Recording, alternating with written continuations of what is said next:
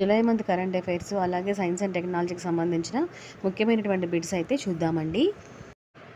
So వీడియోలోకి వెళ్తే football for schools కార్యక్రమాన్ని ఏ సంస్థతో కలిసి నిర్వహిస్తుంది అని చెప్పి ఇచ్చారు. సో కరెక్ట్ ఆన్సర్ ఏంటి అంటే యునెస్కో. ఫుట్బాల్ ఫర్ స్కూల్స్ అంటే ఏంటి అంటే ఆ కార్యక్రమాన్ని ఫిఫా అనేది ఏ సంస్థ నిర్వహిస్తుంది, ఫిఫా సంస్థ నిర్వహిస్తుంది అనమాట. ఫుట్బాల్ ఫర్ స్కూల్స్ అనేది అది ఏ సంస్థతో నిర్వహిస్తుంది అని చెప్పి ఇచ్చారు.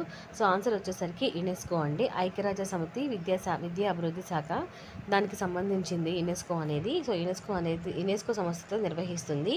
దాని ఫుల్ డీటెయిల్స్లోకి చూస్తే సో ఆర్గనైజేషన్ యునెస్కో అంటే ఆర్గనైజేషన్ సహకారంతో ఫిఫా నిర్వహిస్తుంది. ఇది దాదాపు 700 మిలియన్ల మంది పిల్లలకి విద్య అభివృద్ధి మరియు సాధికారతను కల్పించడానికి సహాయపడుతుంది. ఇది యునెస్కో అనేది 700 మిలియన్ల మందికి పిల్లలకి విద్యా అభివృద్ధికి సంబంధించి సాధికారత కల్పించడానికి సహాయపడుతుంది. అలాగే భారతదేశంలో ఇది ఫుట్బాల్ ఫెడరేషన్కి సంబంధించి స్పోర్ట్స్ అథారిటీ ఆఫ్ ఇండియా పాఠశాల విద్య మరియు అక్షరాస్యత విభాగం ద్వారా మనకి నడుస్తుంది. సో ఫుల్ డీటెయిల్స్ ఇక్కడ ఇస్తున్నానండి. నేను చెప్పింది మీకు అర్థమవుతుందని మళ్ళీ ఇక్కడ మ్యాటర్తో సహా ఇస్తున్నాను. క్లియర్గా చూడండి. బిట్టు సముద్ర సహకారాన్ని పెంపొందించడానికి ఏ దేశాల సమూహం ఆర్సీ అబ్జర్వర్ మిషన్ ప్రారంభించింది అని చెప్పి ఇచ్చారు. సో కరెక్ట్ ఆన్సర్ ఏంటి అంటే క్వాడ్ అండి. QUAD క్వాడ్ ఏం చేస్తుంది అంటే వివిధ దేశాల మధ్య సముద్ర సహకారాన్ని బలోపేతం చేయడానికి అలాగే వారి మొట్టమొదటి ఆర్సీ అబ్జర్వేషన్ మిషన్ అయితే ప్రారంభించింది. సో క్వాడ్లో ఇప్పుడు ఏ దేశాలు ఉన్నాయి అంటే భారతదేశం, జపాన్, యునైటెడ్ స్టేట్స్ మరియు ఆస్ట్రేలియా కోస్ట్ గార్డులు అయితే ఉన్నాయి. నెక్స్ట్ బిట్ జూన్ 2025 సంవత్సరానికి గాను ఆర్థిక స్థిరత్వ నివేదికను విడుదల చేసిన సంస్థ ఏది?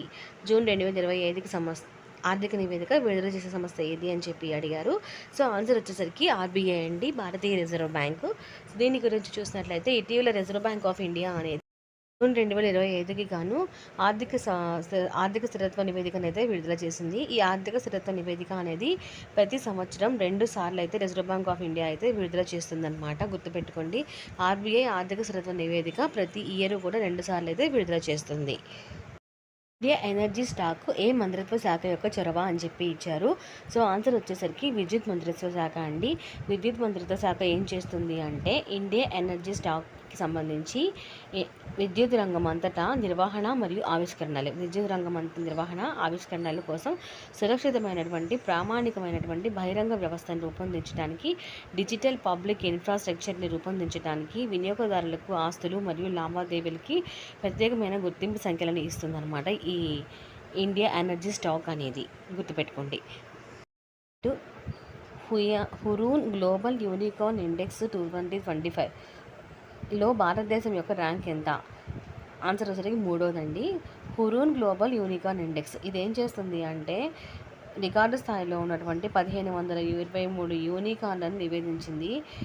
ఇది ప్రైవేట్గా నిర్వహించబడుతున్నటువంటి స్టార్టప్ కంపెనీలను అలాగే $1 బిలియన్ల కంటే ఎక్కువ విలువైనవి ఇవి. సో ఇది గత సంవత్సరంతో పోలిస్తే 70 యూనికార్న్ల పెరుగుదలను అయితే సూచిస్తుందన్నమాట. సో అది ఇక్కడే మీకు అర్థమవుతుంది. హురూన్ గ్లోబల్ యూనికార్న్ ఇండెక్స్ అనేది మనకి ఎన్ని నివేదించింది అనేది కింద ఇచ్చిన దాంట్లో క్లియర్గా చెప్పాను చూడండి. భారతదేశంలో మొట్టమొదటి చెక్క గురుద్వార ద్వారా శ్రీనానక్ నివాస్ అనేది ఎక్కడ స్థాపించబడింది? ఇక్కడ చూడండి, భారతదేశంలో మొట్టమొదటి చెక్క అనేది గురుద్వారా శ్రీనానక్ నివాస్ అనేది ఎక్కడ స్థాపించబడింది అని చెప్పి ఇచ్చారు. సో ఆన్సర్ వచ్చేసరికి ఫజ్లీకా పంజాబ్లో అయితే నిర్వహించారండి. ఇది ఇటీవల భారతదేశంలో మొట్టమొదటి చెక్క గురుద్వారా శ్రీ నానక్ నివాస్ అనేది పంజాబ్లో ఫాజిల్కాలో పోలీస్ లైన్ల లోపల నిర్మించబడింది. గురుద్వారా ఫిన్లాండ్ నుంచి దిగుమతి చేసుకున్నటువంటి దేవదారు కలపను తయారు చేశారు. దీనివల్ల చిమటలు, సూర్యరశ్మి మరియు వర్షానికి బలం మరియు నిరోధకతనైతే ప్రసిద్ధి చెందింది. సెంట్రల్ అడాప్షన్ రీసోర్స్ అథారిటీ ఏ మంత్రిత్వ శాఖకు చెందినటువంటి చట్టబద్ధమైన సంస్థ అని చెప్పి ఇచ్చారు. So central adoption resource authority అనేది మహిళా మరియు శిశు అభివృద్ధి మంత్రిత్వ శాఖకు సంబంధించిన సంస్థ అండి. దీనికి సంబంధించి దత్తత తీసుకునేటువంటి తల్లిదండ్రులకి దత్తత ఉత్తర్వులు హార్డ్ కాపీలు అవసరం లేదు అని, అలాగే సెంట్రల్ అడాప్షన్ రీసోర్స్ అథారిటీ ఇటీవల స్పష్టం చేసింది. అంటే ఉత్తర్వులు కానీ ఎటువంటి ఉత్తర్వులు కానీ దత్తత ఉత్తర్వులు కానీ అలాగే హార్డ్ కాపీలు అవసరం లేదు అని చెప్పడం జరిగింది. ద్వారా పంపినటువంటి డిజిటల్ సర్టిఫైడ్ కాపీలు ఉంటే చట్టబద్ధంగా చెల్లుబాటు అవుతాయి అని చెప్పడం జరిగింది. నెక్స్ట్ క్వశ్చన్, ఇటీవల వార్తల్లో ప్రస్తావించబడిన మయోజెనిస్ అంటే ఏంటి అని చెప్పి ఇచ్చారు. సో ఆన్సర్ వచ్చరికి కండరాల ఫైబర్స్ నిర్మాణము మరియు అభివృద్ధి. మయోజెనిస్ అంటే కండరాల ఫైబర్స్ నిర్మాణము మరియు అభివృద్ధి. దీని గురించి కెప్టెన్ సుభాష్ శుక్లా ఇటీవల అంతర్జాతీయ అంతరిక్ష కేంద్రం అయినటువంటి అంతరిక్ష మయోజెనిస్ ప్రయోగాలను అయితే ప్రారంభించారు. ఇవి అంతరిక్ష పరిశోధనలో భారతదేశం యొక్క పురోగతిని చూపిస్తుంది. అలాగే మయోజెనిస్ అనేది కండరాల ఫైబర్లను ఏర్పరిచేటువంటి ప్రక్రియ. ఇది అస్థిపంజర కండరాల కణజాలాన్ని నిర్వహించడానికి ఒక ముఖ్యమైనటువంటి ప్రక్రియ అని చెప్పడం జరిగింది. సో ఏదేమైనా మయోజెనిస్ అంటే కండరాల ఫైబర్స్ నిర్మాణము అని మరియు దాని యొక్క అభివృద్ధి అని చెప్పవచ్చు. సో మన వీడియోలోకి వెళ్తే జావెలిన్ యాంటీ ట్యాంక్ గైడెడ్ క్షిపణిని ఏ దేశం అభివృద్ధి చేసింది? మరొకసారి జావెలిన్ యాంటీ ట్యాంక్ గైడెడ్ క్షిపణి అనేది ఏ దేశం అభివృద్ధి చేసింది అని చెప్పి ఇచ్చారు. సో ఆన్సర్ వచ్చేసరికి యునైటెడ్ స్టేట్స్.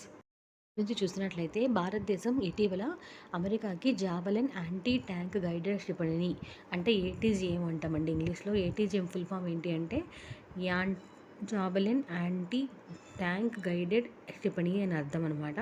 సో దేశంలోనే సహా ఉత్పత్తి చేయాలి అనేటువంటి అభ్యంతరం లేఖ పంపిందట దీనికి భారతదేశం అనేది అమెరికాకి. సో జావెలిన్ అనేది పోర్టబుల్ అనమాట. జావెలిన్ అంటే మానవ పోర్టబుల్ అమెరికన్ నిర్మిత యాంటీ ట్యాంక్ గైడెడ్ క్షిపణి ఇది. దీనిని యుఎస్ రక్షణ సంస్థలు మరియు రేడియాన్ మరియు లాక్హీడ్ మార్టిన్ సంయుక్తంగా అభివృద్ధి చేశాయి. నెక్స్ట్ బిట్ ఏంటి అంటే గ్రామీణ డిజిటల్ గవర్నెన్స్ కోసం world summit of the information society WSIS world summit of the information society prizes 2025కి ఈ ఛాంపియన్ అవార్డును ఏ మొబైల్ అప్లికేషన్ అయితే గెలుచుకుంది అని చెప్పి ఇచ్చారు. సో మరొకసారి క్వశ్చన్ రిపీట్ చేస్తున్నాను. గ్రామీణ డిజిటల్ గవర్నెన్స్ కోసం world summit on the information society, దాన్ని ఇంగ్లీష్లో WSIS అని అంటారండి. సో ప్రైజెస్కి సంబంధించి 2025కి ఏ మొబైల్ అప్లికేషన్ అయితే అవార్డు గెలుచుకుంది అని చెప్పి ఇచ్చారు. ఆన్సర్ వచ్చేసరికి మేరీ పంచాయతీ అనమాట. మేరీ పంచాయతీ